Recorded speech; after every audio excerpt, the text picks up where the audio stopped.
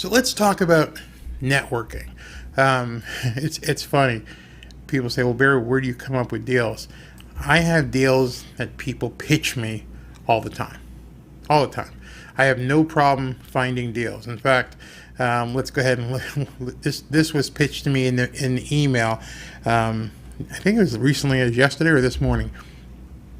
It's a 4-bedroom, 2-bath house in Plantation, Florida, 1,784 square feet, has $120,000 in equity, a high profit potential, yada, yada, yada, go through, needs TLC. Those emails come probably 3, 4, 5 times a day.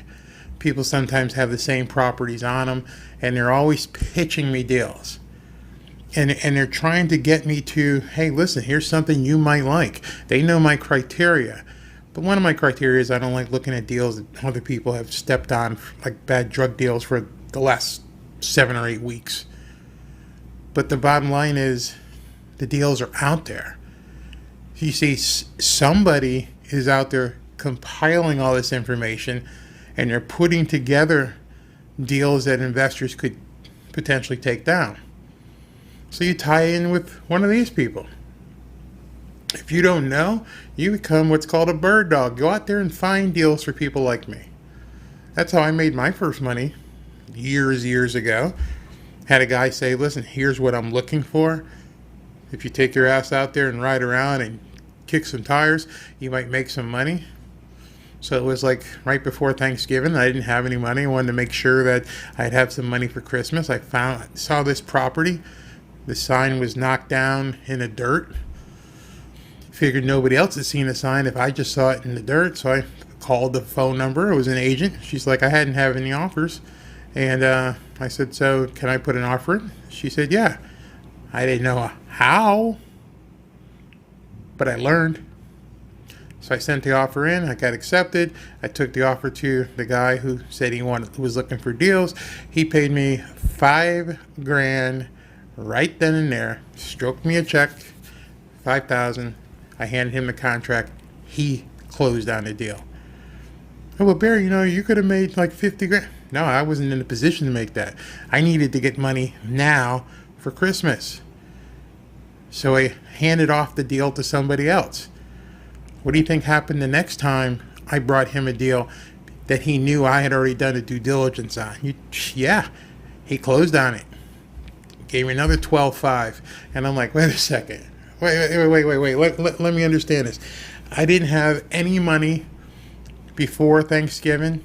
And by January 15th, I was sitting on $17,500 net for riding around and finding this guy deals. I'm like, oh, this is what I need to be doing. This is what I need to be doing. And then once I started doing deals with him, and he got me to doing my own deals, and he opened me up to his network of people, and it was a white Jewish man who just recently passed away, and for 20 plus years we did business. I miss him already. 20 plus years, and he was a tough guy, man. He would look at some of my deals and go through them line by line and say, you're not getting this, take that off the deal. Wow, man, I only stuck it in there. It was only like an extra $1,500. You're ripping me off. What kind of scumbag are you? I'm like, this is the guy I knew for 20 years. And if I slid something in on the HUD statement, which if you don't know, go look it up, and he'd be like, no, if we're partners, that's coming off. Can't tell you how many hundreds of thousands of dollars I made with this guy over a 20 plus year relationship that started with my first deal, just finding a sign in the woods. Don't let anyone tell you you can't make money in real estate. The deals are always out there. People are always looking for people who can buy these deals. Just because one person doesn't buy it now, they may not be in a position to close today. So they find someone else, and they build your mailing list and different people you can send it to. And then you quickly learn that there is no such thing as a procedure or process that disadvantages anyone. not blacks, not whites, not Asians. There's no procedure or process that hinders or becomes an impediment or disadvantages, disenfranchises, as they like to use a new word. It doesn't do that to anyone. The deals are out there. If you know how to put the deals together and you know how to find the deals, go get that money. I'm serious. If you really want to see how things work, I'm going to show you when we get back. I'm going to show you a couple of things and we're going long tonight. This is a big one here. All right, so be right back. Your source for profit. Hear what you need to know to succeed in today's real estate market.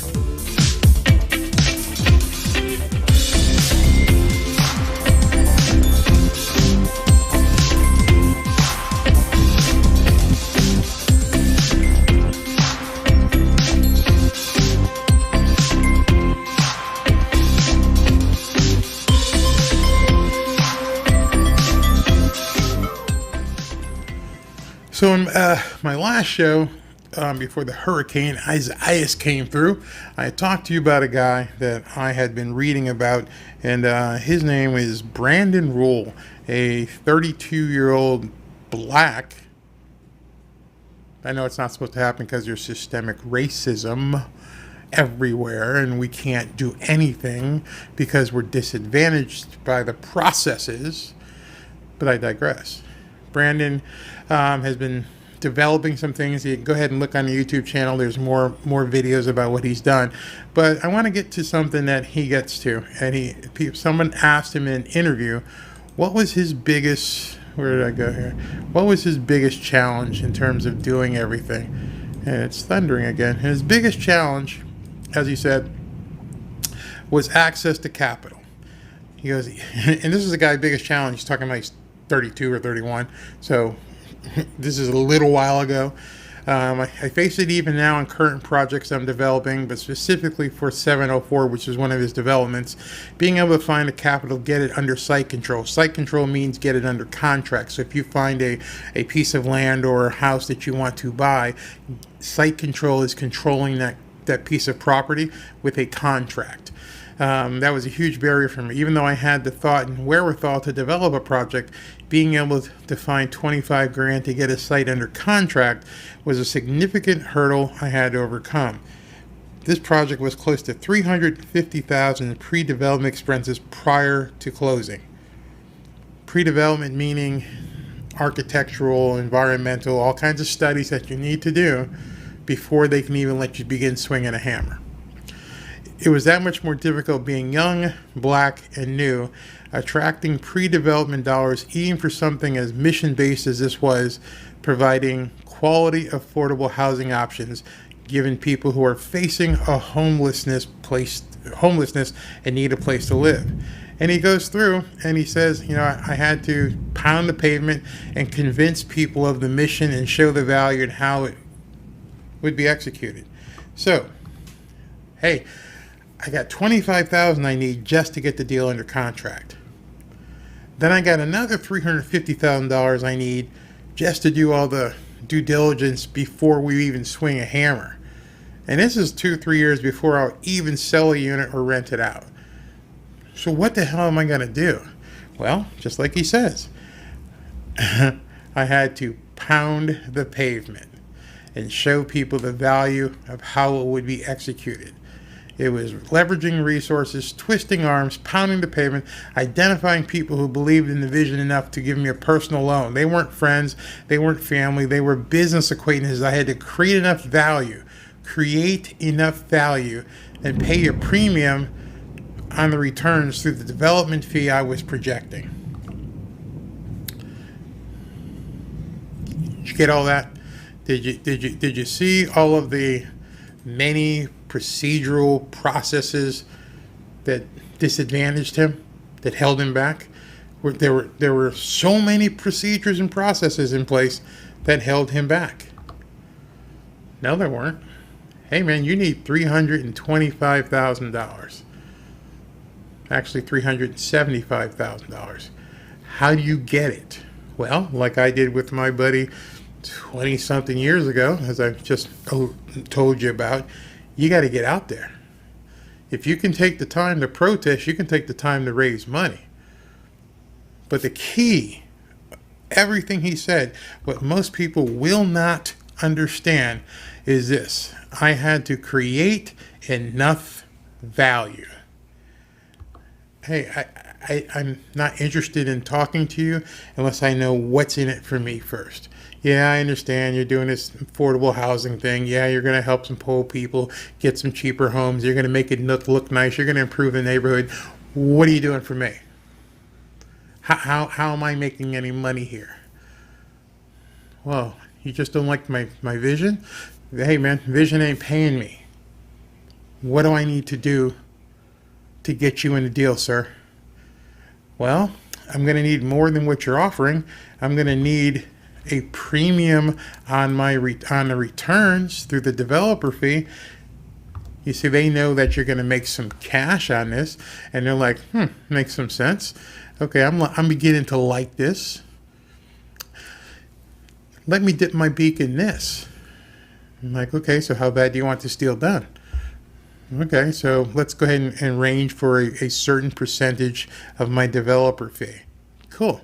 Now, after everything's so said and done, and you're selling units or renting them out, and it's making income every month, what are you giving me? What piece of the pie am I getting there?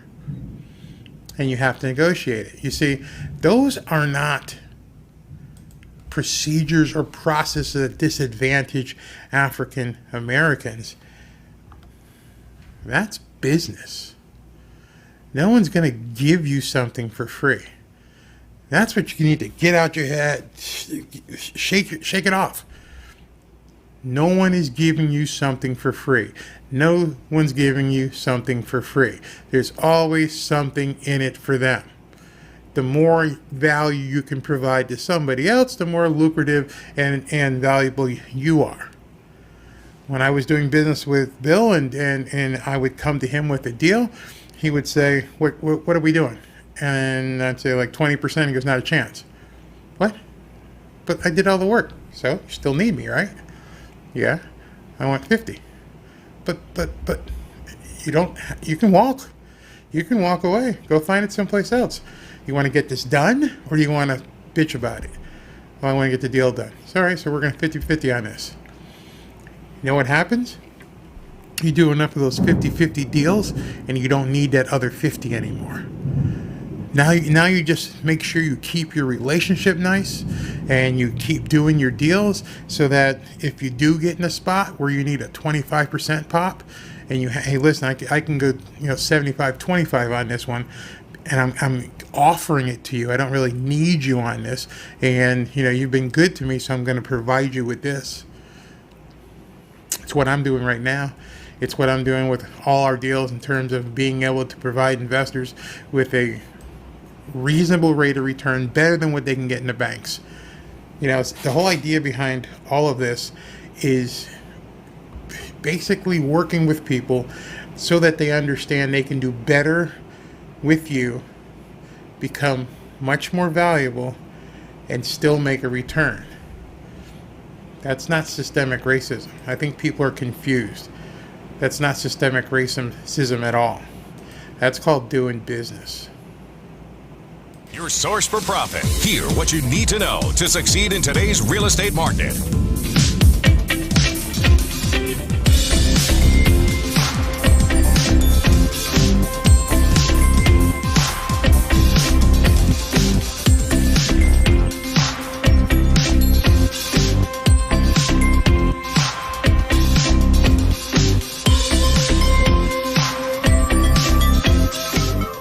Hey, thanks for checking out this clip of the Barry Cunningham Show.